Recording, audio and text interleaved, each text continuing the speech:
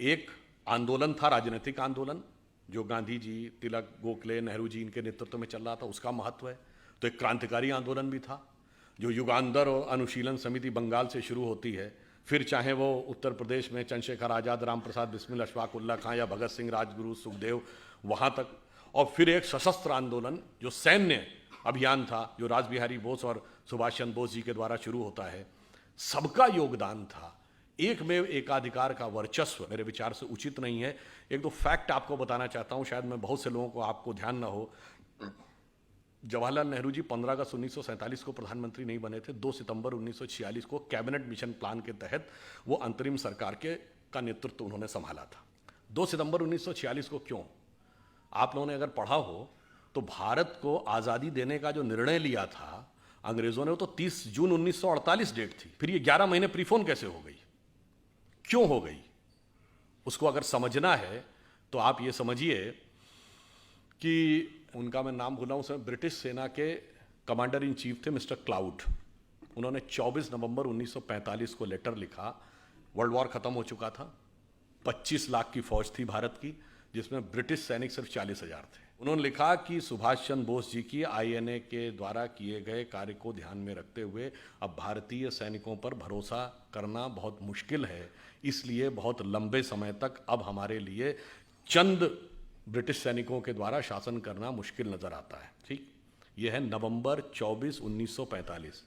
जनवरी 1946 cabinet mission plan approve होता है कि अब एक कैबिनेट मिशन भेजा जाएगा, मगर टारगेट था 30 जून 1948। अब 12 फरवरी 1946 को मिस्टर क्लाउड एक और लेटर लिखते हैं वायसराय को। वो कहते हैं मेरे पास जो इंफॉर्मेशन आ रही है उसके अनुसार तो भारतीय सैनिकों के अंदर अच्छा खासा असंतोष पनप रहा है, क्योंकि लाल किले में ट्रायल शुरू हो गया है जो आजाद हिंद फौज के सैनिक पकड़े गए थे उनके विरुद्ध, और उसको लेकर बहुत असंतोष है, जनता भी उनके साथ है, इसलिए अब हम इस पर कुछ भी भरोसा नहीं कर सकते, इस सेना पर। ये वो लिखते हैं 12 फरवरी 1946 को, और 18 फरवरी 1946 को मुंबई में नौसेना की अपराइजिंग हो जाती है। और देखते देखते 2-3 दिनों के अंदर बॉम्बे से कलकत्ता और कराची तक 20,000 नौसैनिक सड़कों पे आ जाते हैं। 70 से अधिक वॉरशिप्स कब्जा कर लिए जाते हैं।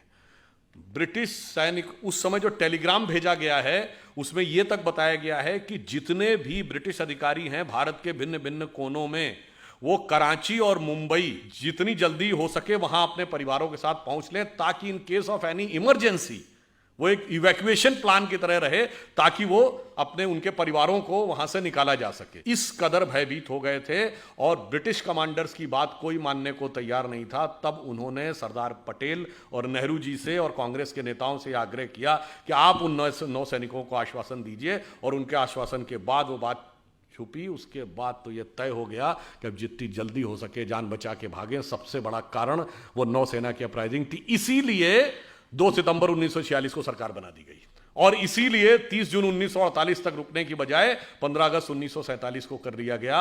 और शायद आप में से बहुत से लोगों को यह पता हो कि 15 अगस्त 1947 का दिन क्यों चूज किया गया था। वो इसलिए चूज किया गया था क्योंकि 15 अगस्त 1945 को जापान ने सरेंडर किया था, and that's where finally the second world war ended and the British supremacy was established. ये लॉर्ड माउंटबेटन ने खुद लिखा है। तो आप ये समझिए कि स्वतंत्रता के संघर्ष में बहुतों का योगदान है, मगर जिसका योगदान सर्वाधिक है उसको पीछे कर दिया जाता है। हम में से कितनों ने जनरल नॉलेज में पढ़ा कि आजाद हिंद फौज की निर्वासित सरकार थी 1943 में? जब हमारी सरकार आई तो 2018 में जब उसके 75 वर्ष पूरे हुए, तो जो जीवित सैनिक थे उनको 26 जनवरी की गणतंत्र दिवस की परेड में बाकायदा शान के साथ उनकी परेड निकाली गई। उससे पहले तो जो इतिहास पढ़ता था उसे पता था। इसलिए हम यह कहना चाहते हैं कि स्वतंत्रता के इस संघर्ष में सभी ने योगदान दिया है, बहुतों ने योगदान दिया। अब एक दूसरा उदाहरण देखिए, सूर्यसेन के नेतृत्व में चटगांव में शस्त्रागार लूट लिया गया था। Armoury was captured. Kakori Lucknow के पास, वहां ब्रिटिश सरकार का खजाना कैप्चर कर लिया था, जिसमें अशफाक उल्ला खां, राम प्रसाद बिस्मिल और चंद्रशेखर आजाद थे। दिल्ली में असेंबली में बम फेंक दिया गया था। कलकत्ता के पुलिस कमिश्नर को मार दिया गया था, और वाइसराय हार्डिंग के ऊपर बम फेंक दिया गया था। कभी आप कल्पना करें जरा उस सरकार की कि वाइसराय पे बम, असेंबली में बम, पुलिस कमिश्नर की हत्या, खजाना लूट गया, शस्त्रागार लूट गया, सरकार तो हिल गई होगी। उनका बेचारों का कोई योगदान ही नहीं था, सारा योगदान एकमेव था। तो मेरे विचार से सारा योगदान उनका था, जिन लोगों के जो काला पानी सह रहे थे उनका योगदान नहीं था, जिन्हें कोल्हू में बैल की तरह जोत दिया गया उनका योगदान नहीं था, जो जेल में रह रहे थे पर जलवे से रह रहे थे, जो किताब भी लिख रहे थे, सेक्रेटरी भी उनके साथ था और एक नहीं 3-3 4-4 किताबें लिखी, जिनके वॉइस राय के साथ अत्यंत मधुर पारिवारिक संबंध थे, वो संघर्ष कर रहे थे। ऐसा अद्भुत इतिहास जो हमारे यहाँ बताया गया है, हमें इस अमृत काल में यह भी समझने की जरूरत है कि किस किस प्रकार का विष हमें दूर करना है। और उसके बाद मैं ये नहीं कह रहा हूं कि उन लोगों का कोई योगदान नहीं है, मैं बिल्कुल ईमानदारी से कहता हूं, नेहरू जी प्रधानमंत्री बने, उन्होंने कई अच्छे कार्य भी किए, IITs बनी, एम्स बना, राउरकेला बोकारो के स्टील प्लांट्स बने, भाखड़ा नंगल डैम बना, मगर कुछ ऐसे काम भी किए। चीन हमारा पड़ोसी नहीं था 47 में, तिब्बत हमारा पड़ोसी था। तिब्बत चीन का है कोई मानने को तैयार नहीं था, मगर बांडुंग कॉन्फ्रेंस में जाके आपने मनवा दिया और उसके बाद तिब्बत ही नहीं, वो तो एक्साई चीन तक आ गया। तो जो गलती है वह भी मानना होगा। आपको पता है नॉर्थ वेस्ट फ्रंटियर प्रोविंस जो आजकल खैबर पख्तूनवा है, फाटा का इलाका, वहां मुस्लिम लीग नहीं जीती थी, वहां कांग्रेस जीती थी। खान अब्दुल गफ्फार खान मिलना ही नहीं चाहते थे पाकिस्तान से, और उस समय यह स्टैंड लिया गया कि कोई लैंड रूट नहीं तो हम कैसे जुड़ जाएं। ईस्ट और वेस्ट पाकिस्तान 2000 किलोमीटर दूर होकर एक देश हो सकते थे, हम वो नॉर्थ वेस्ट फ्रंटियर प्रोविंस हमारा हिस्सा नहीं हो सकता था। और जब हमने मना कर दिया तो खान अब्दुल गफ्फार खान का ये स्टेटमेंट है कि आपने हमको भेड़ियों के हाथों में छोड़ दिया है। पता है आपको, बलूचिस्तान ये पाकिस्तान का हिस्सा नहीं था, खान ऑफ कलात कभी नहीं मिलना चाहते थे। आप में से बहुत से लोगों को नहीं पता होगा कि ओमान 47 में बॉम्बे प्रेसिडेंसी से कंट्रोल होता था। ओमान हमने कितना छोड़ा है, कितना गंवाया है, सब कुछ गंवाते चले गए। एक बात विचार करिए, हम 2022 में बैठे हैं, जरा 1918 या 19 का 105 साल पहले का भारत छोड़ देखिए। सिर्फ पाकिस्तान बांग्लादेश ही नहीं, अफगानिस्तान बर्मा भी हमारे हिस्सा था। हमने बताया ना, ओमान तक उससे कंट्रोल होता था। तब तक ना तिब्बत चीन का हिस्सा था, ना शेंगेन चीन का हिस्सा था, सोवियत संघ का गठन नहीं हुआ था। तो हम सबसे बड़े देश थे।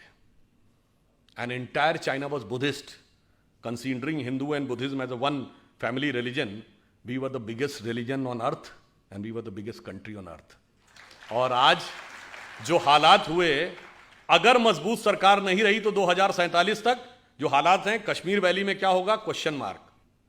नॉर्थ ईस्ट में क्या होगा, क्वेश्चन मार्क। केरल और पश्चिमी उत्तर प्रदेश के कुछ इलाके और बंगाल के, बांग्लादेश से जुड़े इलाकों में क्या होगा, क्वेश्चन मार्क। नक्सल प्रभावी इलाकों में, छत्तीसगढ़ में, झारखंड में, उड़ीसा के इंटीरियर इलाकों में क्या होगा, क्वेश्चन मार्क। यानी खतरा यह है कि मजबूत सरकार ना हो तो आज़ादी के 100 साल बाद हो सकता है हम अपने उस ओरिजिनल इलाके के आधे रह जाएं। इन सब चुनौतियों को समझना है और उसके अनुसार हमें यह संघर्ष करना है कि स्वतंत्रता को हमें सार्थक करना है। उसके लिए हमें इन सारे जितने भी प्रकार की चीज़ें हैं उससे चौकन्ना रहना है। और जो मैकाले का माइंडसेट 19वीं सदी का और मार्क्सवाद का माइंडसेट 20वीं सदी का, दोनों से अपने मन में जितने विष हैं उस मनोरोग से मुक्ति पानी है।